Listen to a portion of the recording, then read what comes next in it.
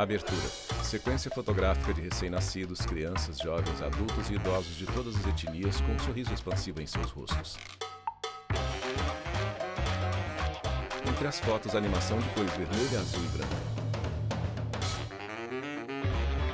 No meio, em letras de forma vermelhas e azuis, nosso riso. Tela escurece.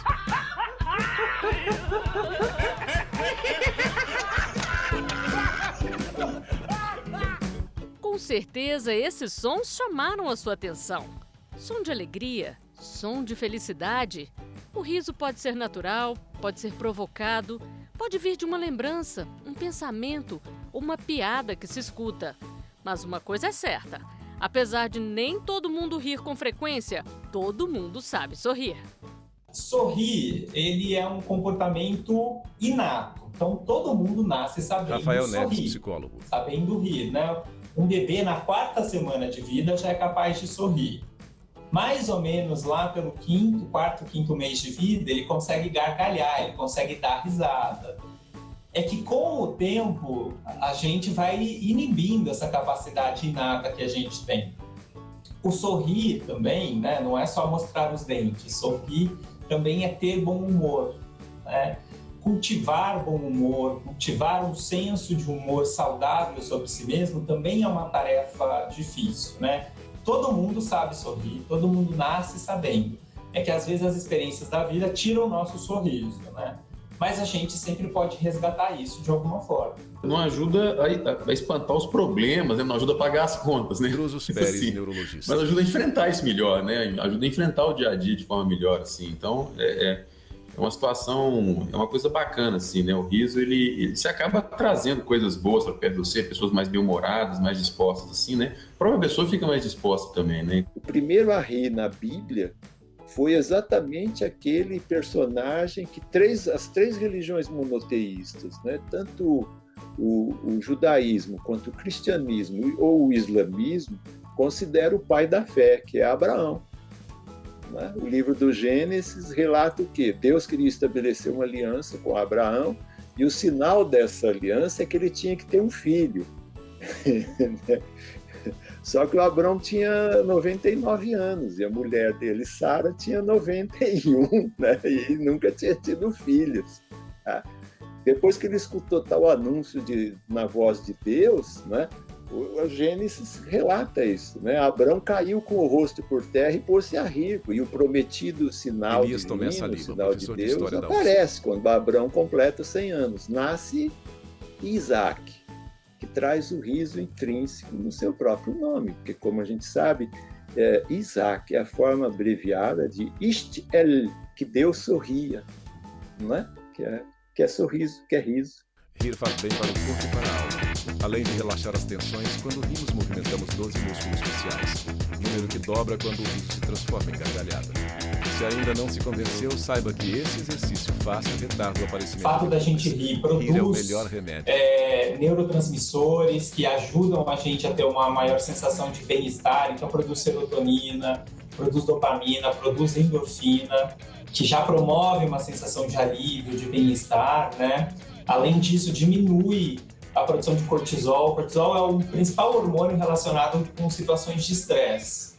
Então, rir reduz o cortisol, faz com que a gente preserve a saúde cardiovascular, a gente consegue sentir menos dor quando a gente sorri. Tem uma cascata assim, de benefícios do ato de sorrir. A medicina a gente não consegue ter uma compreensão muito clara de como é que a gente intervém nesses mecanismos, mas tem vários trabalhos observacionais mostrando isso, né? Assim, a pessoa está mais bem-humorada, a pessoa está mais feliz, ela até de ter resultados melhores, até assim, em cirurgias, por exemplo, vai fazer uma cirurgia e está mais feliz para ir para a cirurgia, acaba tendo um desfecho melhor, assim, né? Como é que explica isso? Difícil de explicar, né? Assim, do ponto de vista objetivo, né? Como é que isso vai afetar a mão do cirurgião, né? Claro que o raciocínio não é esse, né? O raciocínio provavelmente a pessoa está liberando menos corticóide, está menos estressada, isso acaba reduzindo um pouco a chance de infecção e outras coisas, e isso acaba dando um desfecho melhor, né? Sorrir é uma forma tanto de promoção de saúde mental, como de expressão de uma boa saúde mental. Além de ser uma técnica, né, que ajuda, de repente, a ressignificar algumas experiências difíceis, ajudar a lidar com algumas adversidades, diminuir o peso das coisas, né? A gente deixa de enxergar as coisas como algo tão sério, como algo tão difícil. O fato da gente também ter uma boa saúde mental também ajuda a gente a sorrir mais. Eu, particularmente, eu fiquei um pouco de dúvida o que vem primeiro, né? Se é a pessoa que está bem, que ri muito, ou se é a risada que faz a pessoa ficar bem, né? Possivelmente uma coisa leva a outra, né? Não tem dúvida que a pessoa que consegue rir mais, consegue deixar esse tipo de reação acontecer, ela acaba tendo uma qualidade de vida melhor, né? O sorrir, ele é importante não só para a gente enquanto indivíduo, ele também é importante para as nossas relações interpessoais. Quando a gente sorri mais, a gente constrói relações melhores. E isso também ajuda muito na promoção da saúde. Eu também estou emocionado de te ver, cara. Faz quanto tempo que a gente não se vê? Não depende de muita coisa, né? Depende da nossa disposição interna para rir. Rafael Neves, E psicólogo. segundo, de algum estímulo, de alguma situação que ajude a gente a engatar isso.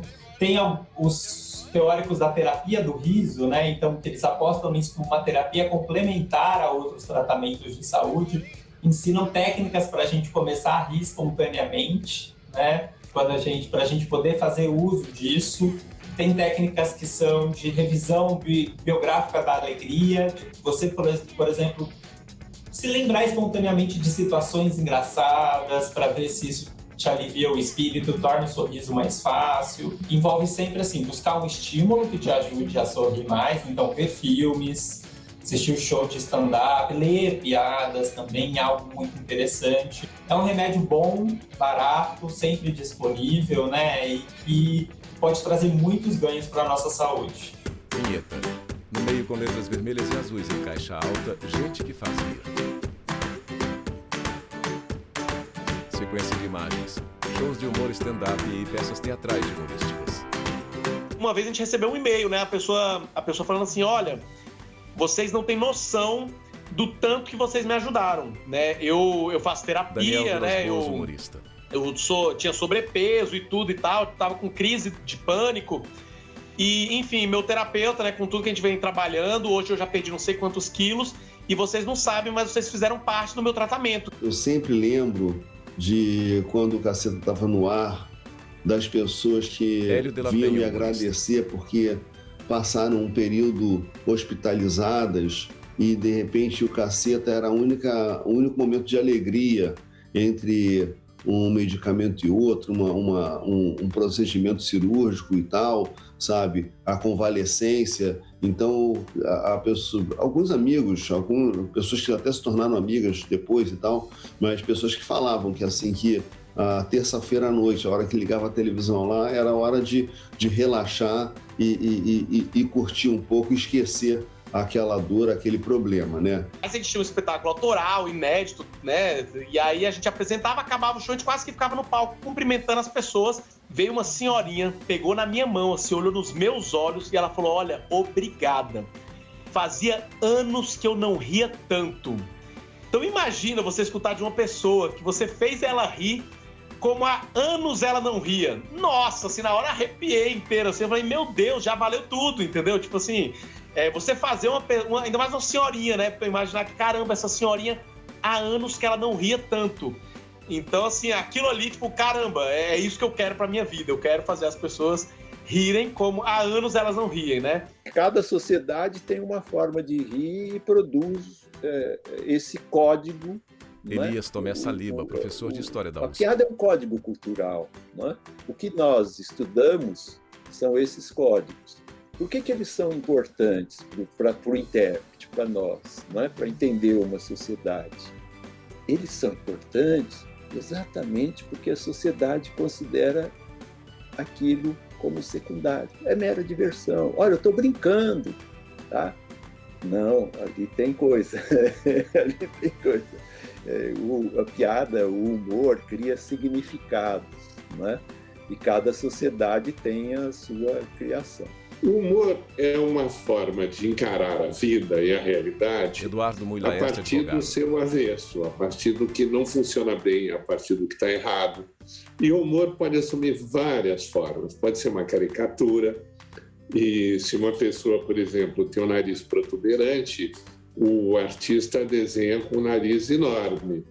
E se a orelha, faz com orelhas enormes. E se a dentuça, faz com os dentes muito abertos. Isso é feito, em geral, para provocar o riso e pode ser uma brincadeira inocente. Mas o humor adquire uma dimensão muito maior quando você pensa na política, quando você pensa na televisão. Aliás, é enorme a popularidade que tem os programas de humor. Atualmente, o fenômeno que ocorre é que você não precisa mais estar numa grande emissora ou estar numa estação de rádio.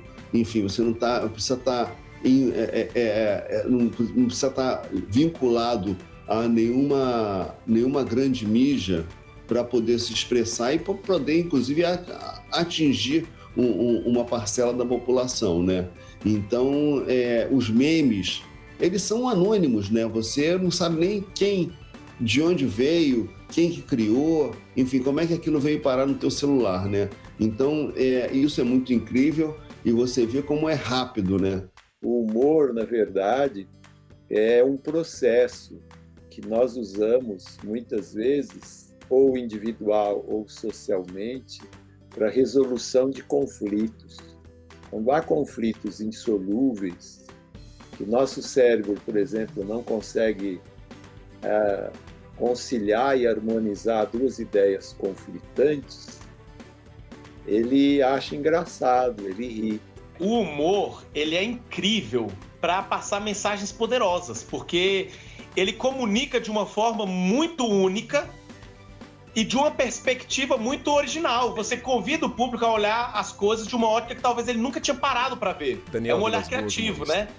Então, nesse sentido, você consegue sim pegar um tema polêmico, né, uma mensagem poderosa e você mostrar, olha, você já olhou dessa ótica? Vem a comédia de uma maneira despretensiosa, que a pessoa se relaxa, né? A pessoa relaxa, fala, deixa eu curtir esse momento. E no momento que ela tá super curtindo, que ela tá aberta a ouvir tudo que você tá falando, você vem com mensagens importantes. Então, sem dúvida, é uma maneira muito legal de conscientizar as pessoas, de levantar esse olhar crítico sobre as coisas, porque é quando a gente consegue baixar a guarda de pessoas que geralmente não baixam a guarda para ouvir. Vinheta. No meio, com letras vermelhas e azuis em caixa alta, vale tudo para fazer sorrir? O humor não tem limite. Quem tem um limite é um humorista, entendeu? O humor, ele é uma arte, é como a ciência. A ciência, ela descobre tanto, ela serve tanto para você descobrir uma vacina para Covid, como também elementos para você criar uma bomba atômica, entendeu? Isso tudo vem da ciência. O humor também, sabe? Aí depende da pessoa, o que ela quer fazer, como ela quer se expressar, o que ela quer marcar, enfim, ressaltar, do que ela quer que as pessoas riam, né? Então aí eu acho que cabe ao humorista definir se ele vai enfrentar as coisas, se ele vai recuar, se ele acha mais interessante não tocar naquele assunto, ou se vai botar o dedo na ferida, enfim, eu acho que cabe a um humorista realmente. É o conjunto, é o contexto, é onde você está se comunicando, com quem você está se comunicando, com que objetivo que tem, né, aquilo ali. Então, é óbvio que se você for pagar, você sai da sua casa, você comprou ingresso, você conscientemente está entrando ali num show de uma pessoa específica, ali você está entrando na proposta daquele comediante, você que está entrando no mundo dele ali, né? Tipo assim. Então, aí que entra muito essa polêmica de, mas e aí? É liberdade de expressão, não é? O show é licença poética, entendeu? Então, é aí que entra a polêmica. Mas eu acho que aonde a pessoa vai ter a maior liberdade, sem dúvida nenhuma, é no seu próprio show. Hoje em dia ainda tem essa vantagem, você consegue conhecer a linha do comediante pela internet, pelo YouTube, pelos shows gravados dele. Então, ainda tem dessa, né? Eu acho que a democracia tem que se defender, mas fora essa defesa dos valores fundamentais, o panorama tem que ser da maior liberdade, principalmente liberdade de palavra, liberdade artística, da gente poder discutir o que quiser, fazer cinema, fazer televisão, escrever com a mais ampla liberdade. E quem garante essa liberdade é a Constituição e é o Supremo.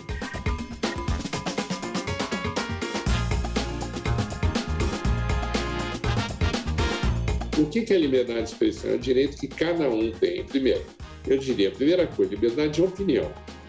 Cada um pode pensar o que quiser. Aí vem a liberdade de expressão do pensamento. O que você pensa, você pode exprimir. Ninguém pode te recriminar por exprimir o que você pensa, a menos que seja um propósito criminoso. Uma apologia de fato criminoso, dizer vamos atacar uma pessoa, vamos linchar, aí você está cometendo um crime, é outra situação. Eu acho que a principal consequência é uma rejeição por uma parte da população. Segundo, ele pode ser atacado. Conforme o tipo de brincadeira, ele pode ter que pagar um dano moral. E ainda, dependendo do tipo de piada, ele pode responder criminalmente por injúria, difamação, por... Enfim, existe uma série de disciplinas que permitem você revidar. O ideal é que nem precisa haver revida, que essa piada caia no vazio, mas sem que a gente tenha que censurar nada, só criticar com o uso do melhor instrumento de que nós dispomos, que é a inteligência. Em 2010, uma regra que proibia a sátira a políticos no rádio e na TV durante a campanha eleitoral provocou protestos de humoristas e chegou ao Supremo Tribunal Federal. A ação direta de inconstitucionalidade 4451 pedia a suspensão de dispositivos da Lei das Eleições que atingiam diretamente os programas de humor. Por liminar, os dispositivos questionados foram suspensos. E em 2018, por unanimidade, foram declarados inconstitucionais. O Supremo se aliou totalmente a favor do humor, entendendo, inclusive, os ministros, foi uma sessão intensa, e o ministro Peluso, na época, dizia assim, é uma piada querer limitar o humor, né? E vários ministros até brincaram com o tema e chegaram à conclusão, aliás, com base em coisa científica, inclusive, de que o humor na política é cotidiano e que você tem que brincar mesmo com as coisas que ninguém pode impedir, que seria uma forma inadmissível de censura. Começa se calando a arte, depois estilhaça-se o que arte não é. Não há qualquer sentido democrático ou libertador, a meu ver, nas normas impugnadas, o que as torna incompatíveis com o que se tem no sistema constitucional brasileiro. As pessoas tendem muito a perguntar como era o humor antigamente, como é hoje, como se só existissem duas épocas. Na verdade, o humor está sempre em transformação. Sequência de imagens. Filmes mudos e humorísticos em preto e branco. O humor, ele é um reflexo da época. Ele reflete o espírito da sociedade, o comportamento daquele momento e até a conjuntura, né? Você tem como ser muito criativo, com respeito, com ética, passando mensagens importantes. Então, assim, nesse sentido que mudou porque as pessoas mudaram, evoluíram, né? As pessoas evoluíram. Então, o nosso humor tem que evoluir junto, porque a gente quer fazer as pessoas gargalharem e as pessoas se sentirem bem, né? O único caso de uma lei federal que proíbe fazer piadas no mundo todo, que eu conheço, é uma lei federal norte-americana que proíbe que quando você é interrogado na alfândega, você não pode falar nada engraçado. Lembrem-se, décadas atrás, que 2 estudantes brasileiros perguntaram para eles o que eles estavam levando. Eles falaram, nós estamos levando uma bomba, era uma bomba de surfista. Tá? Deu um quiprocó terrível, eles ficaram vários dias lá parados. Tá? Então, é o único caso que eu conheço que piada é proibida por lei. Tem um caso que ela era proibida mesmo, que é o caso da Rússia na época do Stalin. Era não só proibido você criar, como você contar piada. Tá? Tem até anedota sobre anedota dessa época, né? Um juiz está olhando lá um processo e está rindo, né? Rindo bastante. Tá? Aí chega um outro juiz soviético e pergunta para ele, me diz aí, por que você está rindo? Né? Ele diz, eu não posso dizer por que eu estou rindo, né? Porque eu acabei de condenar um indivíduo por contar essa piada por 30 anos na Sibéria. Vinheta. No meio, com letras vermelhas e azuis em caixa alta, quando rir demais é um problema. Na verdade, o cérebro da gente precisa das duas coisas, né? Assim, não vamos poder dizer também que fica só riso, não. A gente tem todo um aparato de emocional no cérebro que para a gente viver, né? Para a gente utilizá-lo, né? é importante a gente conseguir ter uma maturidade até, né, emocional, para ficar triste na hora de ficar triste e ficar feliz na hora de ficar feliz, né? A gente tem que conseguir experimentar essas sensações que o corpo da gente nos permite, né? O riso, o humor, ele é social, né? Ele não é individual. Então, se o outro não está rindo, será que isso pode ser chamado verdadeiramente de humor? Uma outra coisa interessante é que, assim, ironia, sarcasmo, nem sempre é o que a gente pode pensar de um riso verdadeiro. Às vezes pode ser justamente uma maneira de se defender das nossas inseguranças, dos nossos medos, de atacar o outro que a gente acha que é diferente por conta da nossa intolerância. Então, eu acho que rir não vale tudo, né? Mas porque nem todo riso é verdadeiro, né? Tem todo um riso aí que pode ser um riso de ataque, um riso que não corresponde, de fato, a um riso promotor de saúde, de desenvolvimento pessoal. Se a gente for pensar, a pessoa está vivendo um luto, por exemplo, um familiar, um ente querido que partiu, e a pessoa está rindo, está feliz, também não é uma coisa saudável, né? Ela precisa vivenciar aquele luto, aquela tristeza, para depois retomar, né? E ao mesmo tempo também, você pensa, a pessoa está de férias aí, passeando e fica, né, assim, triste, preocupado e não consegue aproveitar, né, a vida mesmo, né? Então tem que ter um meio termo mesmo, né? O riso de nervoso, o riso amarelo, que a gente chama, né? Essas são situações que a gente é preciso entender que geralmente ela tem como objetivo justamente diminuir o nível de tensão emocional, né? É como se assim, olha, na dificuldade que eu encontro, o riso pode me deixar relaxado. E aí a pessoa ri, né? Mas isso pode trazer essas repercussões. É interessante também pensar que, assim, o riso, quando ele aparece nessas situações, ela aparece no intuito justamente de diminuir a tensão e de garantir uma intimidade, de garantir uma relação social boa naquele momento. Só que por ser no contexto inapropriado, tem esse efeito paradoxal, né? A pessoa é vista como estranha, é vista como alguém que está se comportando inadequadamente, né? E muitas vezes está. E aí também é preciso buscar ajuda para isso. E quem não se lembra do sorriso desse famoso personagem? Coringa, Warner Bros. A expressão característica do Coringa retrata uma doença pouco conhecida, mas que traz sérias consequências: a epilepsia gelástica. Epilepsia gelástica é um dos transtornos neurológicos que pode provocar o que a gente chama de transtorno de regulação afetiva, né? Então, a pessoa pode apresentar reações emocionais inapropriadas ou de intensidade desproporcional, exacerbada para aquela situação.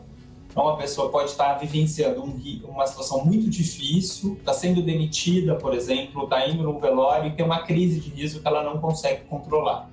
Geralmente, esses quadros patológicos, como o do Coringa, do filme, eles têm um correlato orgânico, né? Eles são derivados de algum distúrbio neurológico. A epilepsia gelástica, ela recebe esse nome porque a pessoa tem uma crise convulsiva, que é uma crise do tipo gelástica, né? E o que caracteriza a crise gelástica? A crise gelástica ela é caracterizada por uma parada comportamental, tá? Como se fosse vamos dizer assim, uma ausência. Ela pode ter até ficar um pouco mais lenta, um pouco mais devagar. E no caso das crises gelásticas, como a maior parte das vezes elas vêm da ínsula, que é uma estrutura que pode evocar o riso, a pessoa fica rindo, né? E isso, às vezes, o que é o alerta que a gente tem para isso? É porque, às vezes, não se percebe que isso é uma crise. A mãe de Pedrinho percebeu que havia algo errado com o filho. Com mais ou menos 1 ano e meio, 2 anos, ele começou a apresentar algumas crises de riso. Natane dos Santos Rodrigues, e dona de casa. E de primeira viagem, falava com a médica, ela falava assim, é normal. E ficou nisso. Aí você vai vendo o desenvolvimento dele, você vai vendo que não é normal, que não é uma coisa normal. E aí eu procurei outro médico. Aí eles fizeram o exame de uma alteração no cérebro dele.